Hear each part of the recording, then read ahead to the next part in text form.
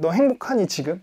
이 질문을 스스로에게 많이 하거든요. 만약 행복하지 않다면 항상 그걸 깊게 고민하지 않았고, 깊게 고민한다고 해결도 안 되니까 행복하다라고 생각하면 그 일에 항상 되게 열정을 가지고 빠지려고 했었었고, 브랜드 디렉터라는 일을 하고 있고, 지금 스케일 팩토리라는 회사에 소속돼서 일하고 있고, 추가적으로 예술 활동을 하고 있는 아티스트 활동을 하고 있는 한승희라고 합니다. 중학교 2학년 때부터 좀 사춘기를 심하게 앓았다고나 해야 할까? 그러니까 그때 되게 저한테 크게 다가왔던 게, 중학교 2학년이 뭘 알았는지는 모르겠지만 사는 게 뭘까? 이때 되게 크게 왔었어요. 뭐 사람은 뭐 때문에 살까? 이런 좀 지금 와서 생각해보면 좀 철학적인 질문을 저 스스로한테 되게 많이 하던 시기였었어요. 자연스럽게 내가 뭘 좋아하나가 너무너무 궁금했고, 그때부터 저를 좀 유심히 관찰하면서 이렇게 지내던 시기였는데, 어느 날 TV에서 넥스트, 신해철 님이 하시던 밴드 넥스트를 보고 나도 저런 락스타가 되고 싶다, 연주자가 되고 싶고 창작자가 되고 싶고 작곡가가 되고 싶다, 이런 생각이 되게 강하게 들었어요. 그게 겉멋이 든 생각인지 뭔지 모르겠는데 창작자가 꼭 되고 싶다라는 생각이 있었고, 그 기저에는 뭐 어렸을 때부터 들었던 뭐 서태지, 마이클 잭슨 이런 뮤지션들 보면서 되게 동경하던 것들이 나도 하고 싶다, 락스타가 되고 싶어서 그때부터 종교가 없는데 막 교회 따라다니면서 성도들한테 기타 배우고 막 작곡 배우고 이러고 다녔던 것 같아요. 고등학교 때 정말 공부 안 하고 밴드하고 공연하러 다니고, 자연스럽게 이제 대학교도 전공을 작곡으로 해서 음대로 진학을 해서 작곡가, 이제 밴드 이런 삶을 살았던 것 같아요.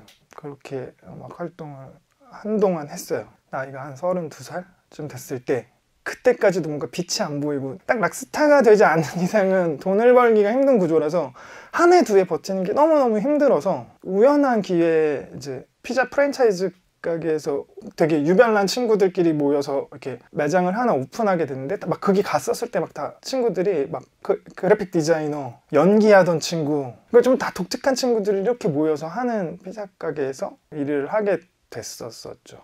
돈 1,000만 원 벌어서 이거 자본을 가지고서 음반을 다 스스로 만들어야지. 아무도 제작을 이렇게 안 해주는 방향이면은 내가 제작해야지, 내가 릴리즈하고 내가 마케팅해야지 라는 생각이 있었고 자신도 있었고, 그래서 돈을 벌 요량으로 갔는데 정말 6개월이 채 안 돼서 멤버들이 다 떠난 거예요.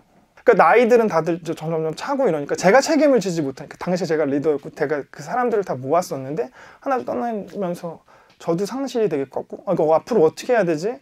혼자 창작을 하는 길을 가야 되나? 다들 생업으로 찾아서, 한 명은 이제 요리사가 되기도 하고 한 명은 핸드폰을 팔러 가기도 하고, 좀 그러면서 나는 그렇게 살고 싶지 않은데 이런 생각이 되게 강해서 어떻게 하지 막 이러던 차에 어느 날 문이 이제 통유리로 돼 있어서 이제 밖이 이렇게 다 보이는데, 눈 내리는 날이었는데 맨날 내가 보는 뷰가 그 상밖에 사람들이 다니는 뷰인 거예요. 뭔가 세상 안에 갇혀있다는 느낌이 들었어요. 이건 내가 원하지 않았고, 나는 어떤 되게 단시간 동안에 어떤 돈을 벌어서 내가 원하는 삶을 살기 위해서 6개월을 희생해야지 라는 생각으로 여기 와 있었던 건데, 안정적인 루틴들이 생길 수가 있잖아요. 정기적으로 월급을 받게 되면 안정적인 굴레가 저한테 어떤 마약같이 이렇게 살아도 되지 않아? 좀 스무스하게 이렇게 좀 들어왔었고, 저도 막 그 순간들이랑 타협하는 기간들이 꽤 길었던 거야. 한 2년 정도.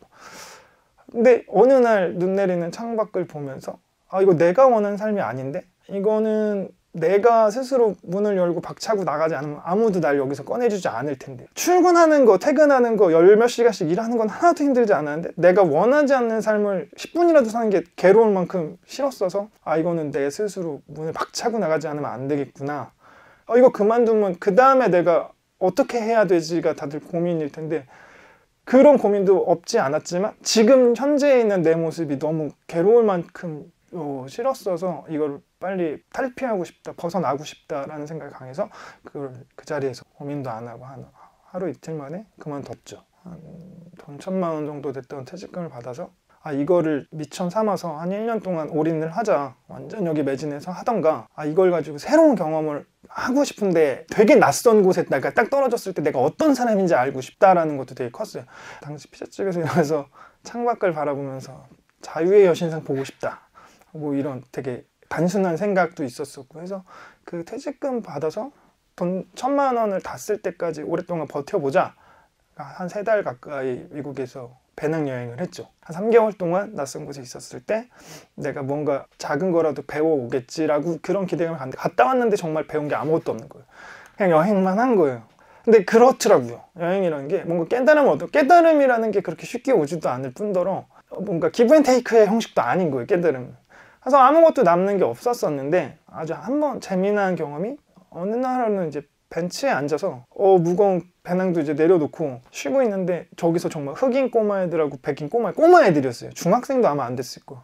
농구를 하고 있는 모습을 봤어요. 그래서 나도 농구 참 좋아했는데 내가 만약 지금까지 꾸준히 농구를 했더라면 그렇게 좋아했던 농구를 지금까지 했더라면 쟤네들한테 야 나도 같이 하자 뭐 이런 얘기라도 할 법한데 분명히 제가 막 어설프게 농구할 것도 알고 되게 그러니까 아예 못할 거라는 걸 아니까 그래 내가 할 줄 알았으면 그런 경험도 있을 텐데 딱 그 단편적인 생각이 돌아왔는데 생각이 들더라고요. 그래서 이제 그 당시에 이제 뭘 해야 될까 이제 고민하고 있었었는데 일단 운동을 하자. 운동을 하는데 내 머릿속에 그때 농구가 조금 강렬하게 남아 있으니까 농구를 한번 해볼까? 그게 나이가 32살 이때였는데 이왕하는 거 잘하고 싶다. 전 프로농구 선수가 성인들을 대상으로 농구를 가르쳐준 클래스가 있는 거예요. 서울에. 여기를 가봐야겠다. 그래서 이제 거기 가서 농구를 이제 진지하게 배우고 이렇게 적당히 하는 게 싫어서 그날 배운 거를 맨날 이제 지하주차장 와서 막 복습하고 1시간씩 드리블 치고 하면서 농구를 좀 진지하게 좋아하면서 그렇게 한 1년여를 거기 똑같은 데서 계속 배웠어요.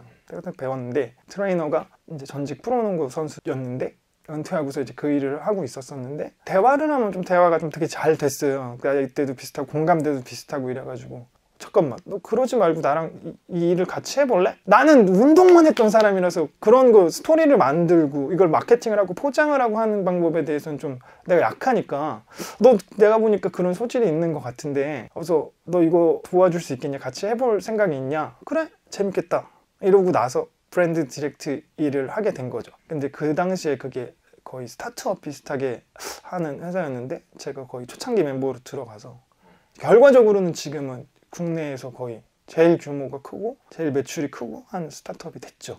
지금도 농구 외적으로 더 많은 작업들을 하길 원하고 지금 제가 하고 있는 일부분 중에 이제 농구가 차지하고 있는 비중이 있고 일러스트 전시회도 하고 영상도 영상대로 의뢰 들어오는 것들 만들어서 그런 걸 릴리즈하기도 하고 음악도 발표를 하고 주변에서 넌 참 어떻게 그림을 이렇게 그려? 어떻게 음악 작곡을 해? 그러니까 할 줄 아는 게 많어 이렇게 많이들 말씀해 주시는데 전혀 그렇지 않다라고 생각을 하고 그게 겸손이 아니라 사실인데 뭐냐면 재능이라는 건 그렇게 생각해요. 내가 뭘 좋아하고 진심으로 빠져들 수 있느냐가 재능이라고 생각하거든요. 재능이라는 게 과연 뭘까? 내가 남들보다 특출나게 이걸 이만큼 더 잘해야 될까? 그게 재능이라고 생각하진 않아요. 저는 그냥 남들보다 더 빠져들 수 있을 만큼 얼만큼 진심으로 그 일을 좋아하느냐라고 생각을 하고 박찬욱 감독님이 이 얘기를 하더라고요. 데뷔작하고 그 차기작 두 번째 작품이 흥행에 망했어요. 망했는데 그때 당시에 이제 조감독으로 류승환 감독님이 있었었는데 류승환 감독님이 박찬욱 감독님이 그렇게 따라다니면서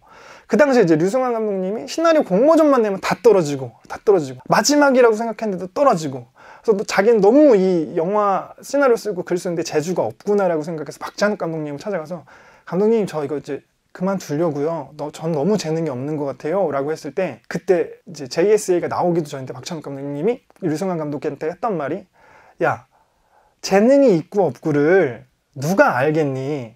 그거 아무도 모른다. 지금 앞선 두 작품이 망가지고 지금 세 번째 작품 준비하는데 나도 내가 재능이 있는지 모르겠다. 근데 내가 재능이 있다라고 믿고 하는 거지 라는 얘기를 했다고 하더라고요. 그래서 류승환 감독이 이제 이렇게 내가 되게 대단하시다라고 생각하시는 감독님조차 이렇게 생각하시는구나. 다 모두가 되게 불안정하고 보통의 존재들이구나. 근데 그런 거 보면은 재능이 있는지 없는지 누가 알겠어요. 누가 특정하겠어요. 난 재능이 있다라고 믿는 게 더 중요한 거지. 모르겠어요. 저는 뭐 사회적으로 남들이 봤을 때 돈 잘 벌고 좋은 집 사고 좋은 차 타고 하는 성공한 그런 기준에서 본다면 성공하지 못했을 거예요. 근데 저는 지금까지 제 삶이 너무너무 만족스러웠고 내일 당장 죽는다고 해도 아마 여한이 없을 거예요. 제가 하고 싶은 걸 다 했어서 그 순간에 뭐가 내 심장을 떨리게 하는지는 항상 집중하고 있었거든요. 그러니까 내가 어떤 걸 좋아하는지 무슨 일을 했을 때 내일 빨리 왔으면 좋겠어. 그런 일들을 난 여태까지 쭉 해왔었고 어떤 때는 뮤지션이었기도 했고 어느 순간에는 뭐 피자집에서 일을 하기도 했고, 그렇게 변모할 수 있었던 게 내가 지금 되게 가슴 떨리는 일들을 항상 찾아서 했었고, 이거 나 이게 너무 좋은데 라고 하면은 앞에 했던 것들은 내가 얼만큼의 시간을 들였는지 노력했는지 그건 중요하지 않고, 심지어 내가 이 일을 잘할 수 있을까? 자신만 있으면 얼마든지 덤볐고, 그래서 그렇게 변해왔고 여러 가지 직업들을 가졌었고, 저는 항상 저한테 자주 물어보는 게 너 행복하니 지금?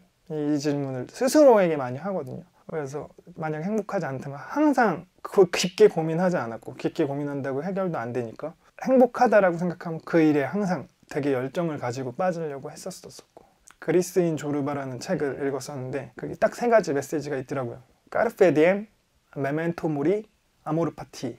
까르페 디엠은 이제 순간의 집중, 순간의 유희가 아니라 순간의 집중이라는 표현을 하더라고요. 그리고 메멘토 모리는 사람은 누구나 죽는다, 이 삶은 끝이 있다, 그러니까 매 순간 행복해야 된다가 제 삶의 모토이기도 하고, 마지막으로 아모르 파티는 자신의 운명을 사랑하라, 이런 뜻이라고 하는데, 각자의 운명들이 있어요. 뭐 왕은 왕대로의 운명이 있을 거고, 상인은 상인대로의 운명이 있을 거고, 뭐 어떤 작가는 작가의 운명이 있을 거고, 각자의 운명들이 있을 건데 다 그 삶의 이유가 있고, 내가 그걸 못 가졌다고 남들을 부러워하는 삶을 사는 건 제 삶을 살고 있는 것 같지 않아서, 그러니까 내가 받아들인 운명을 충분히 사랑하고 살고 싶고, 이 3가지 지키고 싶어요. 예.